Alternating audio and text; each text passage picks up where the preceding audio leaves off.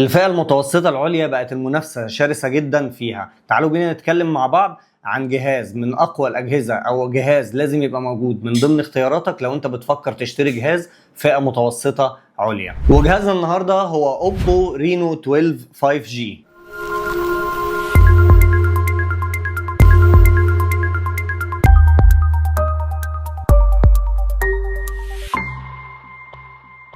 واول حاجه هنتكلم فيها مع بعض هي التصميم. اوبو غيرت تصميم الجهاز، وانا من رايي ان التصميم ده انا شايفه تصميم شيك جدا، وانا بحب شكل الكاميرات بالطريقه دي. ولو نيجي نرجع سوا مع بعض غالبا هنلاقي التصميم ده قريب جدا من تصميم الرينو 6 اللي كان نازل قبل كده. اما بالنسبه لخامات الجهاز فالظهر جاي من البلاستيك، لكن دي حاجه بتميز الموبايل ومدياله متانة كبيرة، والجهاز يعتبر مقاوم للصدمات بنسبة كبيرة. وتكملة للتصميم فالموبايل جاي بمايك عازل للضوضاء وستيريو سبيكر، وحابب انقل لكم تجربة الستيريو سبيكر لأنه صوته قوي ونقي.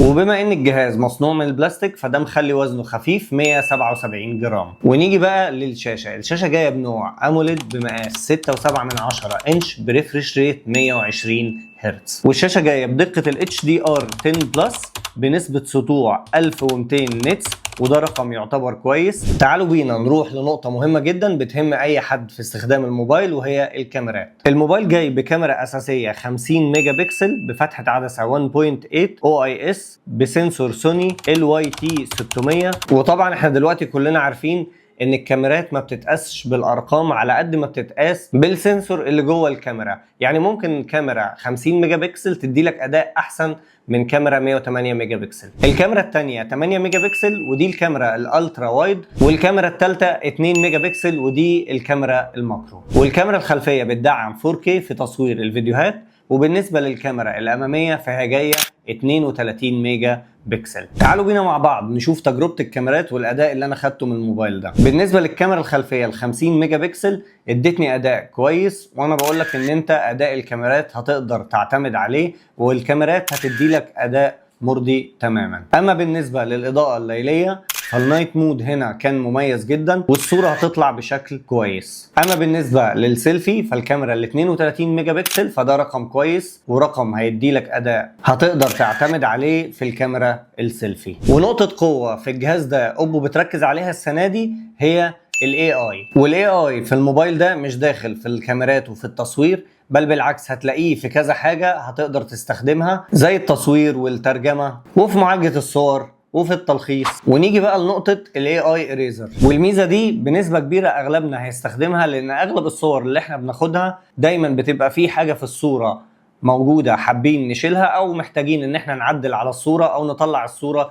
بشكل كويس. ومن الحاجات اللي عجبتني في ال AI Eraser في اوبو ان هو بيعالج الصورة بشكل كويس جدا، خاصة لو انت بتشيل حد من الصورة. المعالجة كانت قوية جدا وبطريقة ما بوظتش الشكل النهائي للصورة، ومش هتحس ان هي متعدل عليها او ان الصورة دي خارجة بشكل مش ظريف. وعندك بقى ميزة تانية وهي الترجمة. النهاردة انت لو واقف على اي موقع بلغة تانية هتقدر ان انت تترجمه باللغة بتاعتك، وموجود ترجمة ليه باللغة العربية. ونروح مع بعض لنقطة البروسيسور. واقدر اقول لك ان البروسيسور ده يعتبر بروسيسور اقوى من اللي كان موجود في الرينو 10 والرينو 11. يعني الاداء بتاعه اتحسن عن الاصدارات اللي كانت موجودة قبل كده. ومن خلال التجربة البروسيسور اداني اداء سريع للموبايل وسريع في فتح التطبيقات، خلاف ان السخونه بتاعه الموبايل ما كانتش عاليه بشكل كبير لما جيت ضغطت على الموبايل واستخدمته لعدد ساعات طويله. ومع قوه البروسيسور الموبايل جاي بنسخه 12 جيجا رام هتقدر تعليهم من خلال الرام بلس ل 24 جيجا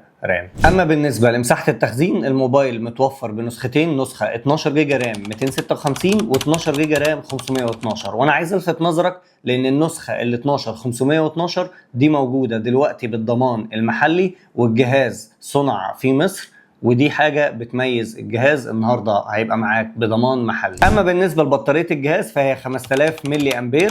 وبالنسبه لمحتويات العلبه فالجهاز جاي معاه كفر جوه العلبه، وسكرين بروتكتور راكبه على الجهاز، ووصله تايب سي، وشاحن سوبر فوك 80 واط. وطالما وصلت للنقطه دي معايا انا حابب ان انا اشكرك جدا. ما تنساش تتابعني عشان تعرف كل جديد. كان معاكم احمد قويدر، واشوفكم في فيديوهات تانية كتير.